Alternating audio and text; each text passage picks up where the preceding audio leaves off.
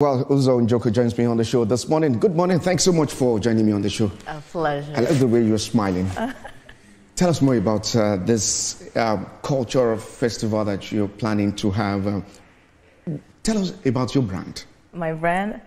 So the Uzo art brand definitely skyrocketed in 2020 during COVID when everyone was just home and they wanted to decorate their houses. So while I do paint, I started to create products. So it started from reproductive prints and extended into phone cases, calendars, just jackets, and just expanding more and trying to extend artwork outside of the canvas. So that is essentially what I do. And I'm just trying to enter into multiple homes, and people just waited as well. So I'm just trying to show how accessible art can be. And how acceptable is this thing that you're doing at the moment? Acceptable? There is no cost to enter the show. You know, I feel like people wonder, why don't you charge for people to enter?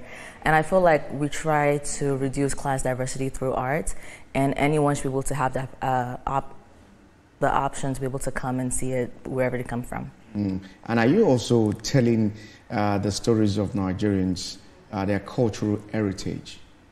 I would say it's more focused on contemporary Nigerian nows. Particularly, my story is on Lagos and all the cultures in Lagos that have made it what it is. I am coming from the diaspora, and so right now what people talk about Nigeria is Lagos and Nigeria to the world, basically. And there's this perception or this controversy about you telling the Yoruba heritage. How confident are you, or how knowledgeable are you to talk about the Yoruba cultural heritage? I would say I'm actually not talking about the Yoruba heritage. That's what this show is not about. This show is highlighting Nigerian creatives. And the name Owanbe was a name I needed to just capture this moment where celebration happening going on in Lagos. And so because I created all these patterns, I said, okay, what is a concept where people gather and are wearing the same type of fabric? I looked it up. I asked my friends, and they said Owanbe. And so I said, okay, an Owanbe Exhibition. And there have been backlash on this, about even the spelling. So tell us more. So because some reactions that we've seen on the social media, that you cannot tell our stories of the Yoruba heritage. Yes, and that would be fair. Unfortunately, I'm not talking about the Yoruba heritage. That is not what the show's about. And I feel like I can keep talking about it, but all I can do is show by my actions. All the integrations done and everything is empowering the youth and putting more and kind of trying to show how art programming needs to be, not only in Nigeria, but in the world. You know, especially as an artist, I've been in the back end of things, seeing administration, how it's done. So as an artist, funding everything is showing how an exhibition is supposed to run. So this is not about highlighting the Yoruba heritage. I used Owanbe as a word to describe what this moment is. Are you also concerned that the spelling of that Owanbe is not that appropriate? Some have reacted to that spelling.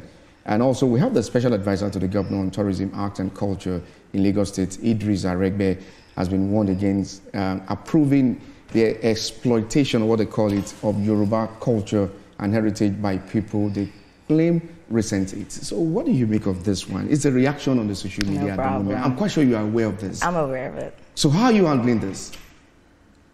I just keep working towards the show, honestly, because I know it's not true. My job is not to highlight Yoruba heritage, and that's not what the show's about. So what's the show about? The show's about my artwork and highlighting Nigerian creatives in Lagos. And capturing this melting pot and all these people that have come to, who are part of the music industry, who are part of Nollywood.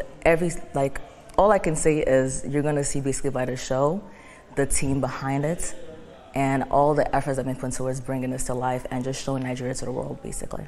For you to come up with such a show, have you taken your time to study the cultural heritage of the Yorubas?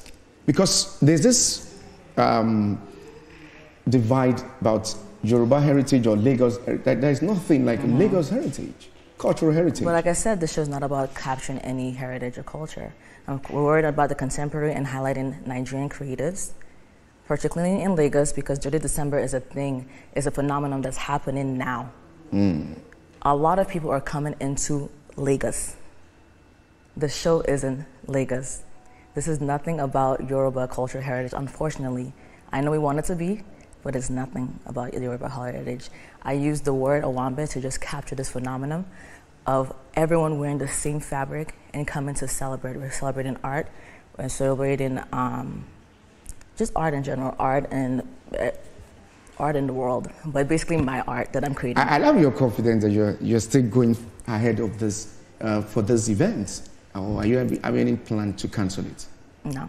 Based on the backlash that you're receiving at the moment? No, because I'm living in my truth, and I know what the show's about.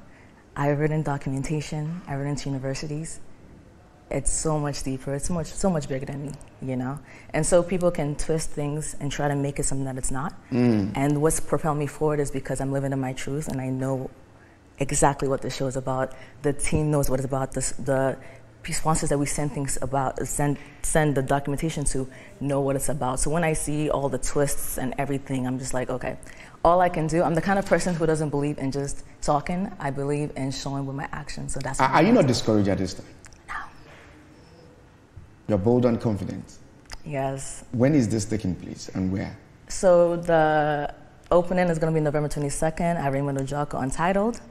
And it's going to run for 2 months with a lot of fun programming. Free of charge? Free of charge. Interesting. Well, tell us some of the features, some of the side attractions that we're expecting from this. Okay. So there's going to be fabric offered, 2 different types of fabrics offered people to be able to sew. But it's not just offered in Ankara, it's offered in denim, satin, and mesh. So we want people to not just sew traditional, but sew like something that you can always wear outside, you know? And these photos are going to be put in a photo book that's going to really show this moment in time in Lagos. Aside from that, the kind of programming we have is that we have, Lauren is going to be coming down to the exhibition to perform African folklores to children between the ages of 18 months to 6 years old. And we have script writers rewriting it so that it's digestible to children. So fun things like that.